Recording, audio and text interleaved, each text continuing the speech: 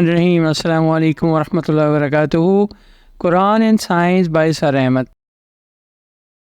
What Allah says, the Messenger of Allah said, if anyone listen to the talk of some people, when they do not like him to do that, then molten lead will be poured into his ears on the day of resurrections, related to the Al-Bukhari. So dear students, we'll talk about the part 1, heating and cooling. So first is temperature. Temperature is a measure of the degree of hotness of an object. Its SI unit is a Kelvin, although the unit degree Celsius is commonly used.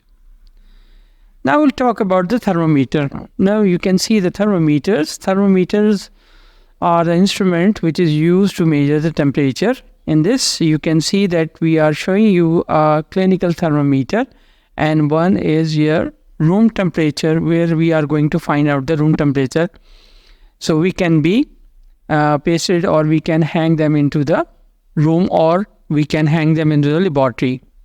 Now, this is one more thermometer. This is called as laboratory thermometer, where we are going to take the boiling point of the different kind of chemicals, or we are taking the boiling point of water. Now here one more example for the clinical thermometer. Right now we are using digital thermometer, in which we are going to having a sensor over there, and the doctors are going to touch your skin, and they are going to take your temperature. And this is another kind of temperature in which we are using some chemical. So this is also called as a clinical thermometer.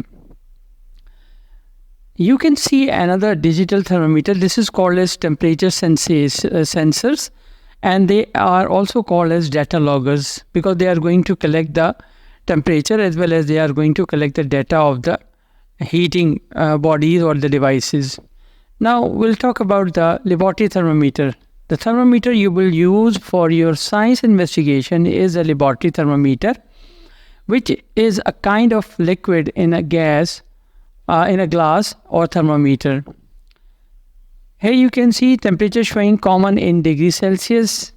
Boiling point of water is 100 degrees Celsius, and normal body temperature is 37 degrees Celsius, and the freezing point of water is 0 degrees Celsius. What is inside the temperature? The silvery liquid inside the laboratory thermometer is mercury. Mercury is a poisonous substance. If you break the thermometer, do not touch the mercury or pick up the pieces of broken glass. If it has happened, just please inform to your teacher immediately. How we are going to read the temperature, or we are going to take the boiling point of the temperature? When a temperature rises, the mercury level in the glass tube will rise.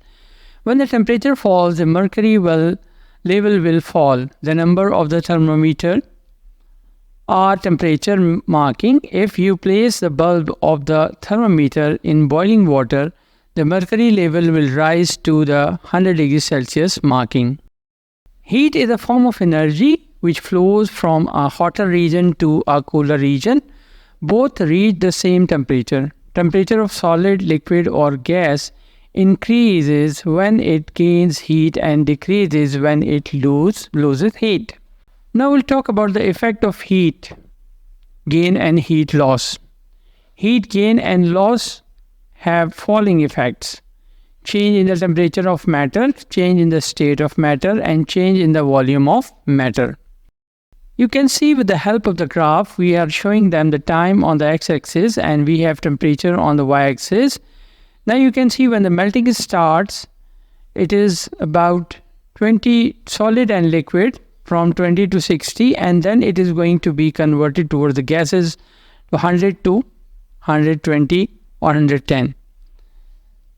And the melting will be at the 0 degrees Celsius. We talk about the water. Change in volume. Now, a metal ball is able to go through a metal ring before it is heated. After heating, it is unable to go through. What has happened to its volume? Do you have any answer? Just look at the picture and then you are able to give me the answer. You can see that the ring and the cold metal ball is hanging with a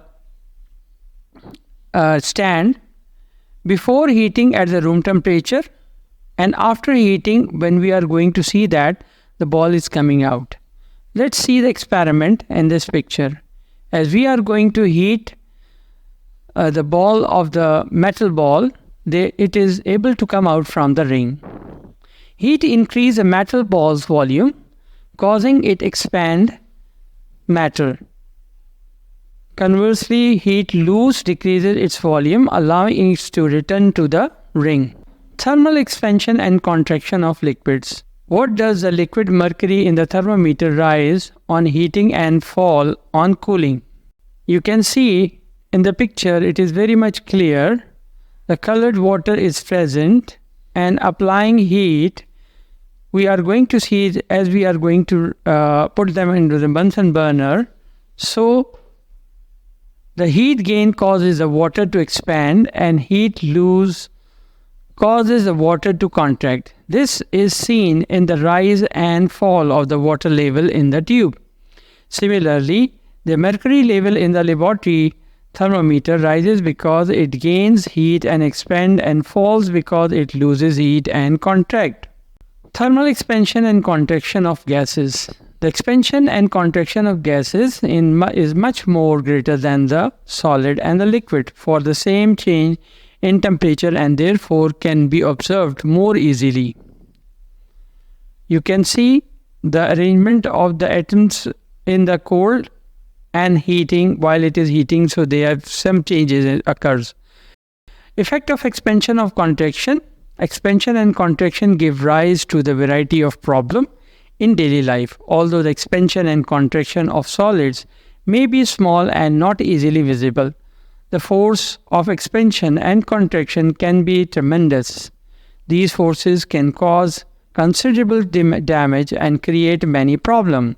Effect of expansion and contraction. Expansion and contraction can cause problems in everyday life. Concrete, road surface or pathways, railway track, bridges, overhead power and telephone lines. Glass. Concrete road surface or pathway will expand and crack if no space is provided for expansion. To overcome this problem, block and concrete a few meters long are laid with the small gaps between them to allow for expansion on hot days. You can see in this picture there is a gap in between the two pathways. In this picture, you can see that a very small and a very particular space has been given for the contraction and the expansion. Railway tracks. The next time you walk along the platform of the train station, take note of a gap in the railway track. What are these gaps? What would happen to the railway track on hot days if there were no gaps? Railway tracks. Normally, if a continuous track of metal rails is used, it will expand on hot weather and becomes bent. Trains running on bent tracks may be derailed. To prevent this, railway tracks are laid in sections with expansion gap between them. A sliding joint between adjoining rail allows them to expand without bending. You can see the space between the two tracks. Bridges. Both concrete and steel bridges are built with allowance for expansion and contraction due to changes in the surrounding temperature. Rollers and sliding joints allow for the movement of the bridges as it expand and contract. In this picture, you can see that dock roadway and 4 towers and main steel cables, and there is a concrete contract anchors are there. When we talk about the overhead power and telephone lines, overhead cables and sags on hot days but contract and tighten in cold weather. Allowance has to be made for thermal expansion and contraction of the overhead wires during their installation so that they do not sag too much during the hot days or step during cold water or cold weather. Jazakallah for today. Assalamu alaikum wa rahmatullahi wa barakatuh.